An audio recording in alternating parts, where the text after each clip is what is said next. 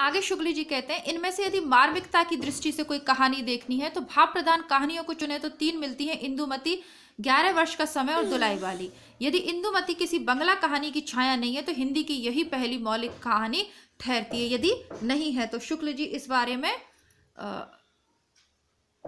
निश्चित नहीं है वो कि अगर ये अनुवाद नहीं है तो पहली मौलिक उन्होंने इंदुमती को माना। इसके उपरांत 11 वर्ष का समय और फिर दुलाई वाली का नंबर आता है। वर्तमान समय में दुलाई वाली को ही प्रथम कहानी अधिकतर विद्वानों ने स्वीकार किया है।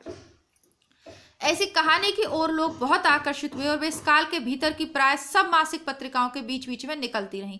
संवत 1968 में कल्पना और भावुकता के कोश बाबू जयशंकर प्रसाद की ग्राम नाम की कहानी उनके मासिक पत्र इंदु में निकली।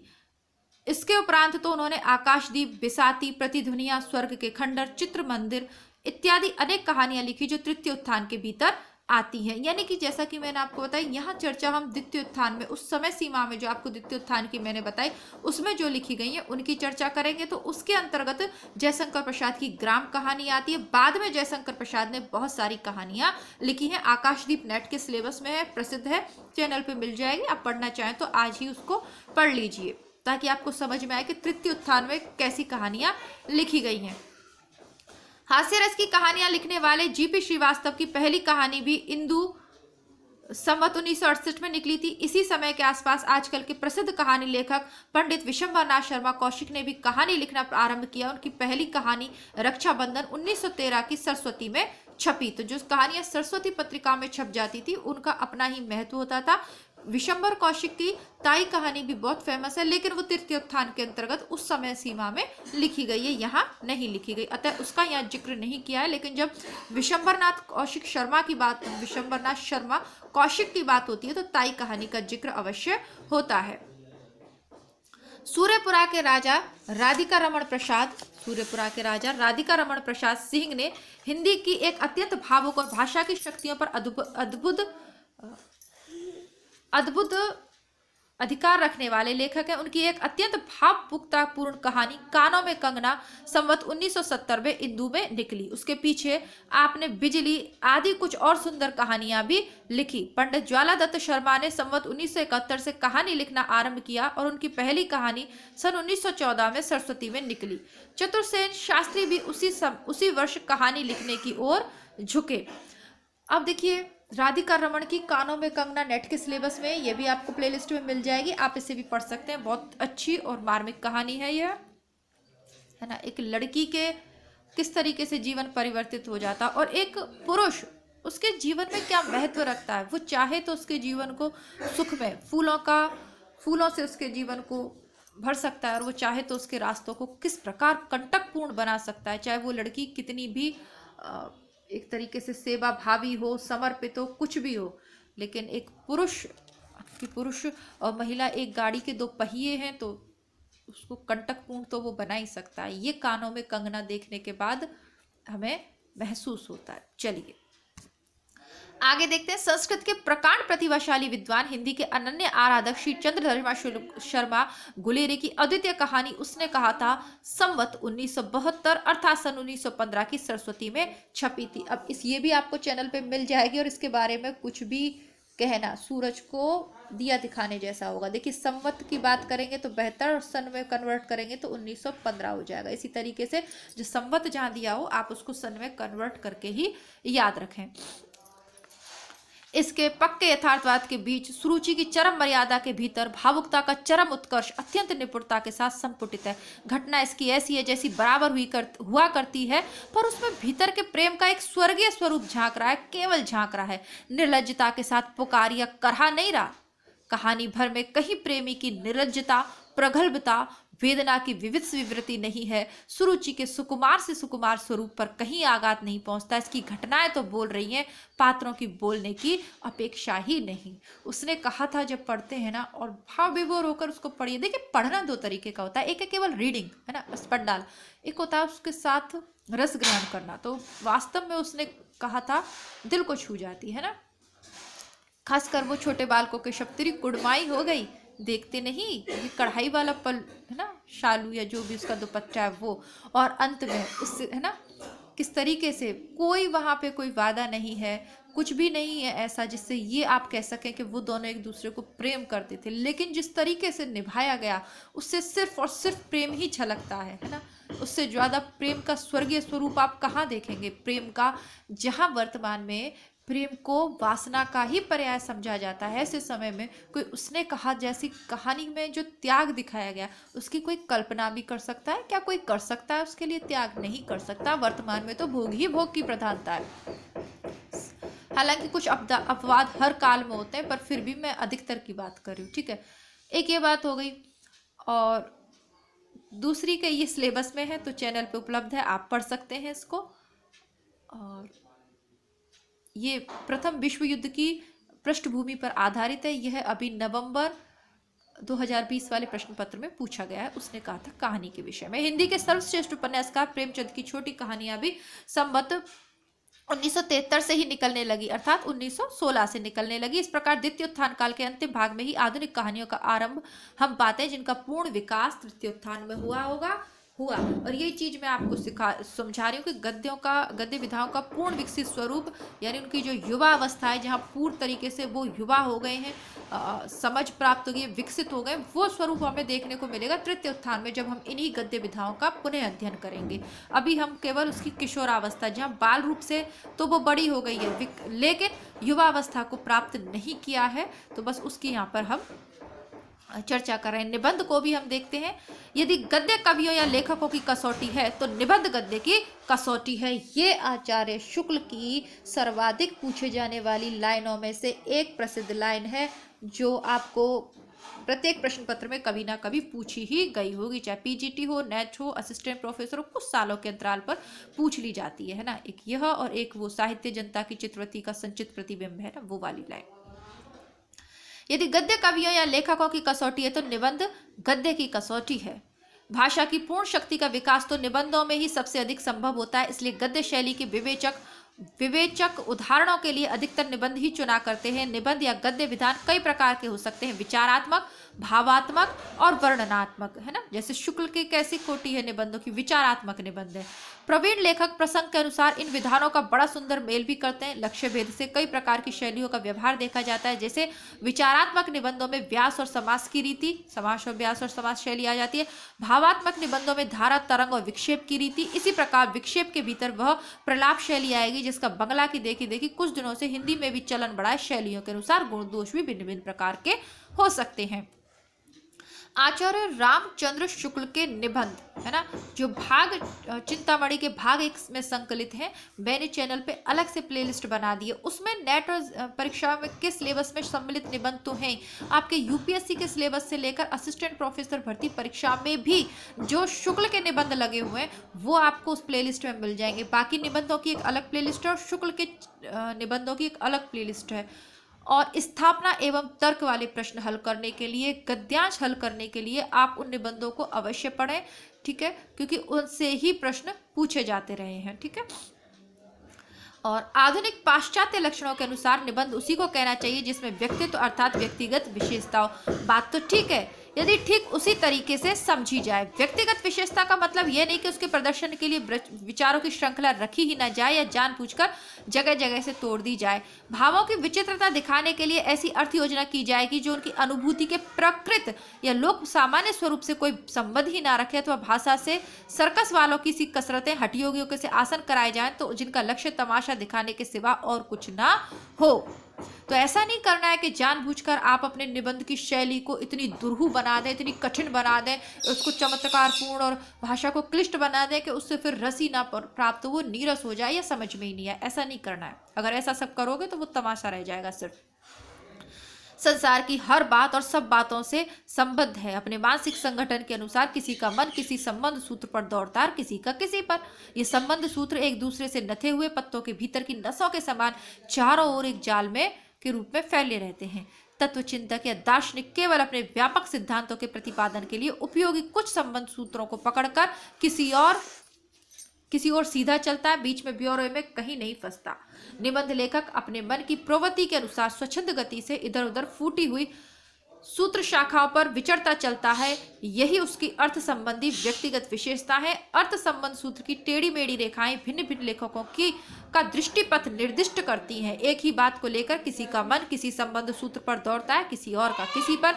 इसी का नाम है एक ही बात को भिन्न भिन्न दृष्टियों से देखना। व्यक्तिगत विशेषता का मूल आधार यही है। तो देखिए, निबंध की अपनी विशेषता है, उसमें आपके व्यक्तित्व की झलक मिलेगी, यानी कि आप एक बात पर कितना आपको ज्ञान प्राप्त है या आप कितना गहराई में सोच सकते हैं। जैसे कि कविता क्या है, निबंध नगेंद्र का भी है, शुक्ल ने भी लिखा है और हो सकता है अन्य किसी विद्वान ने भी लिखा हो। लेकिन जब आप शुक्ल के निबंध को पढ़ेंगे तो उसमें शुक्ल की व्यक्तिगत विशेषताएं, उन्होंने जितनी पुस्तकों का अध्ययन किया है उस सब के बारे में जानकारी मिलेगी। किसी ने ये था महावीर प्रसाद शुक्ल जी ने महावीर प्रसाद द्विवेदी जी ने कविता से संबंधित कोई निबंध लिखा था और शुक्ल को ये लगा कि इन्होंने बस उसको छू के छोड़ दिया है, गहराई में तो गए ही नहीं है, कविता का उद्देश्य सिर्फ इतना सा नहीं हो सकता। तो उन्होंने उस बात को समझा और फिर एक विस्तृत निबंध लिखा। वो भी चैनल पे उपलब्ध है, सिलेबस में भी है, आप पढ़ सकते हैं। पढ़ना ही पड़ेगा जिनके सिलेबस में, जिनके में नहीं है वो भी पढ़ लीजिएगा। तो लिखा, उसके बाद नगेंद्र ने भी लिखा। तो यानी एक ही बात को विभिन्न विभिन्न लेखकों ने अपने ज्ञान और विचार शक्ति के अनुसार अलग अलग, अपनी मति के अनुसार अलग अलग लिखा है। जैसे राम कथा का वर्णन तो सभी करते हैं, बहुत सारे आचार्य होते हैं, लेकिन किसी किसी की कथा में रस मिलता है, किसी की में आनंद नहीं आता, बल्कि राम की कथा तो वही है। तो वही चीज है, क्योंकि व्यक्तिगत विशेषता भी आपको उसमें समाहित हो ही जाती है स्वयं ही, है ना। कथा कहूँ मति अनुसार। शुरू करने से पहले प्रत्येक व्यास इसको एक पंक्ति सी है, इसको दोहराते हैं कि वो कथा कहूँ मति अनुसार, यानी मेरी बुद्धि के अनुसार मैं कहूँगा। उसी प्रकार निबंधकार होते हैं। तत्व चिंतक या वैज्ञानिक से निबंध लेखक की भिन्नता इस बात से भी है कि निबंध लेखक जिधर चलता है उधर अपनी संपूर्ण मानसिक सत्ता के साथ, अर्थात बुद्धि और भावात्मक हृदय दोनों लिए हुए जो करुण प्रकृति है, उनका मन किसी बात को लेकर अर्थ संबंध सूत्र पकड़े हुए करुण स्थलों की ओर झुकता है और गंभीर वेदना का अनुभव करता है। जो विनोदशील है यानी मजाकिया है, उनकी दृष्टि उसी बात को लेकर उसके ऐसे पक्षों की ओर दौड़ती है जिन्हें सामने पाकर कोई हंसे बिना नहीं रह सकता।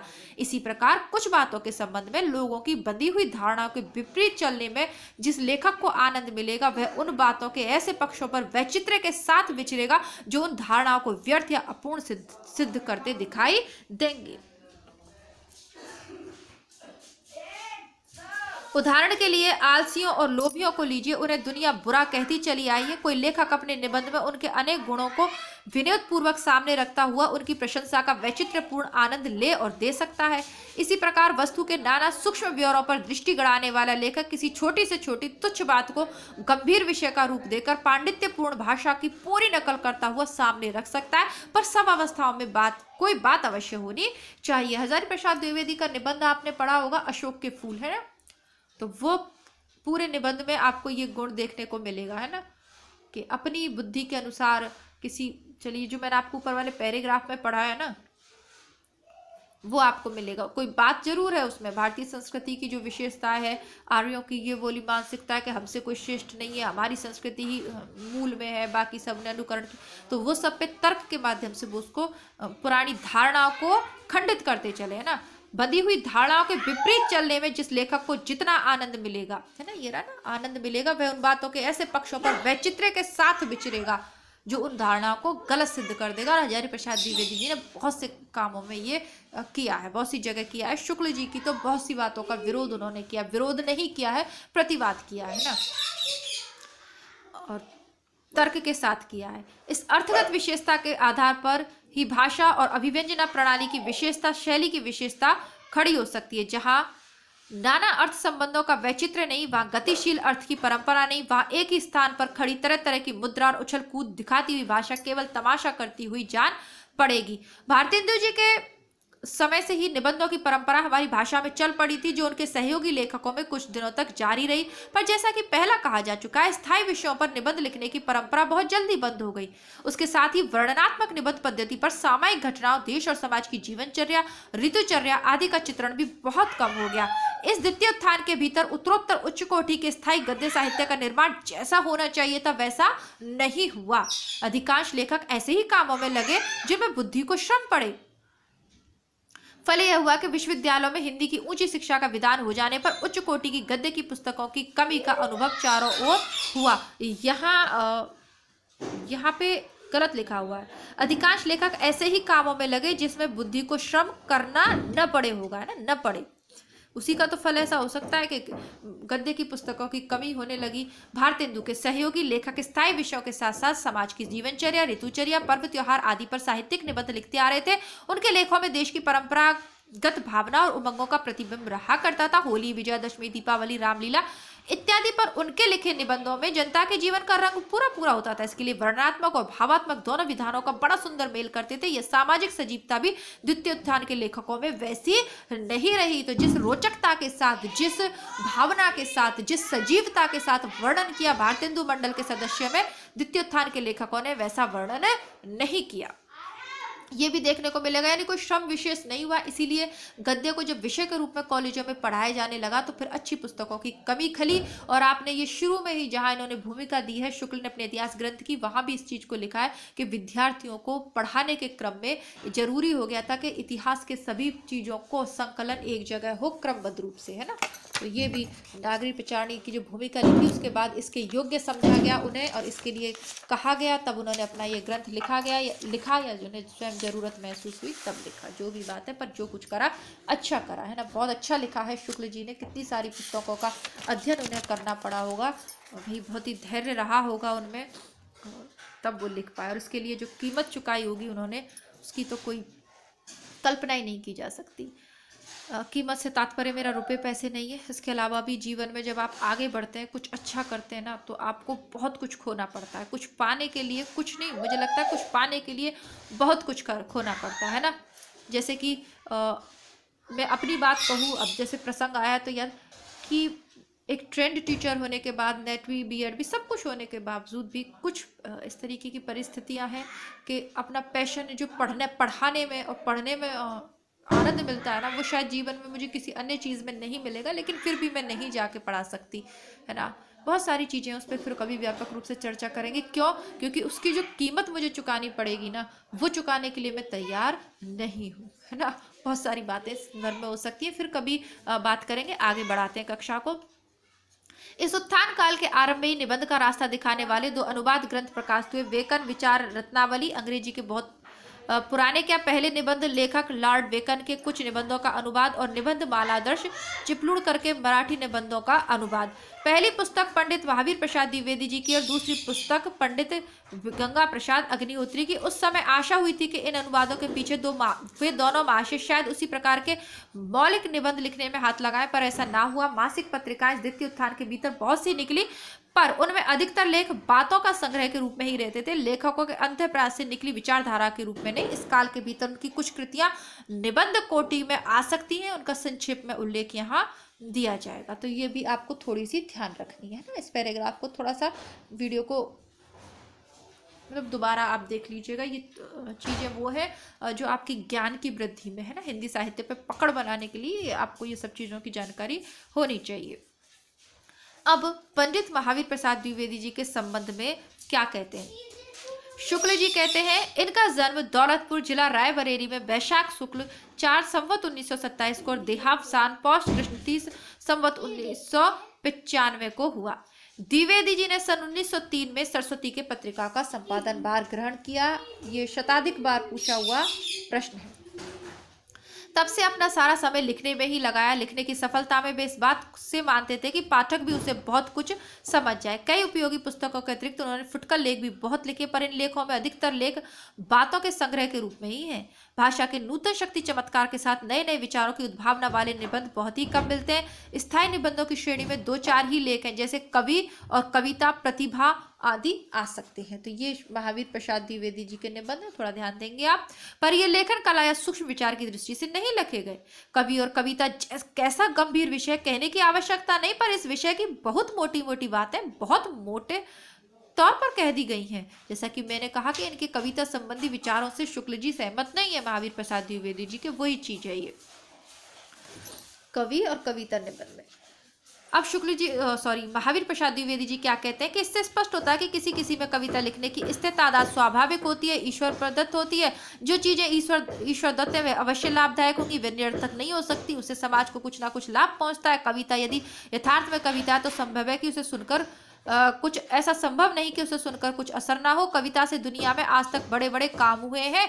कविता में कुछ ना कुछ झूठ का अंश जरूर रहता है। असभ्य अथवा अर्धसभ्य लोगों में यह अंश कम खटकता है, शिक्षित और सभ्य लोगों में बहुत। संसार में जो यह बात जैसी देख पड़े कवि को उसको ऐसे ही वर्णन करना चाहिए। तो ये इनका जो कवि और कविता नामक जो निबंध है महावीर प्रसाद द्विवेदी जी का, उसमें उन्होंने कहा है।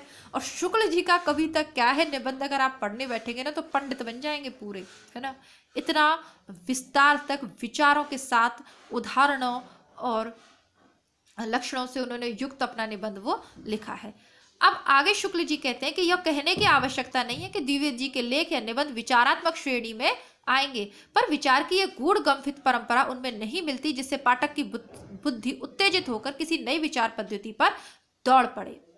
ठीक है, लेकिन शुक्ल के निबंधों को पढ़ने के बाद आपके ना विचार अवश्य बदल जाएंगे, आप पूरा ज्ञान प्राप्त कर लोगे उस निबंध में। बस आपको धैर्य की आवश्यकता ये है कि जितने भी हैं, जैसे कविता क्या है कई वीडियो में बना हुआ निबंध है, तो सारे वीडियोस आपको देखने पड़ेंगे। श्रद्धा और भक्ति क्या है उसके सारे वीडियोस देखिए। श्रद्धा क्या है, भक्ति क्या है, प्रेम क्या है, मूलभूत अंतर क्या है, सारी चीजें एकदम माइंड में क्लियर होती चली जाएंगी। और न केवल परीक्षा के लिए, हमेशा हमेशा के लिए, है ना। तो वो तो शुक्ल जी के विचार पढ़ने के बाद तो इनकी प्रशंसक बन गई हूँ मैं, इनके निबंध पढ़ने के बाद, है ना। शुद्ध विचारात्मक निबंधों का चरम उत्कर्ष वही कहा जा सकता है जहां एक पैराग्राफ में विचार दबाकर कसे गए हों और एक एक वाक्य किसी संबंध विचार खंड के लिए हो। द्विवेदी जी के लेखों को पढ़ने से ऐसा जान पड़ता है कि लेखक बहुत मोटी अकल के पाठकों के लिए लिख रहा है। एक एक सीधी बात कुछ हेरफेर से, कहीं कहीं केवल शब्दों के हेरफेर के साथ साथ 5-6 वाक्यों में मिली हुई मिलती है। उनकी यह प्रवृत्ति उनकी गद्य शैली निर्धारित करती है। उनके लेखों में छोटे छोटे वाक्यों का प्रयोग अधिक मिलता है। नपे तुले वाक्य को कई बार शब्दों के हेरफेर के साथ कहने का ढंग वही है जो बात संवाद में बहुत शांत होकर समझाने बुझाने के काम में लाया जाता है। उनकी यह व्यास शैली विपक्षी को कायल करने के प्रयत्न में बड़े काम की है।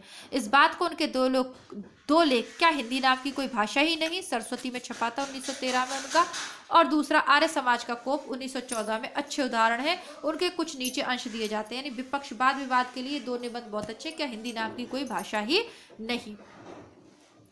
आप कहते हैं कि प्राचीन भाषा मर चुकी है, उसे मरे 300 वर्ष हुए। इस पर प्रार्थना यह है कि न कभी वह मरी है और न उसके मरने का कोई लक्षण ही दिखाई देता है। यदि आप कभी आगरा, मथुरा, फर्रुखाबाद, मैनपुरी या इटावा तशरीफ ले जाएं तो कृपा करके आप वहां के एक आध अपर प्राइमरी या मिडिल स्कूल का मुआयना ना सही तो मुलायजा अवश्य ही करें। ऐसा करने से आपको मालूम हो जाएगा जिसे आप मुर्दा समझ रहे हैं वह अब तक इन जिलों में बोली जाती है। अगर आपको इसकी भाखा नामक भाषा को मरे 300 वर्ष हुए तो कृपा करके बताइएगा श्रीमान ही कि सधर्मी काजिम अली की कवियों ने किस भाषा में कविता की है। 17वीं ईस्वी से लेकर ऐसे अनेक मुसलमान कवि हो चुके जिन्होंने भाषा में बड़े बड़े ग्रंथ बनाए। हिंदू कवियों की आप खबर ना रखते तो कोई विशेष आक्षेप की बात न थी।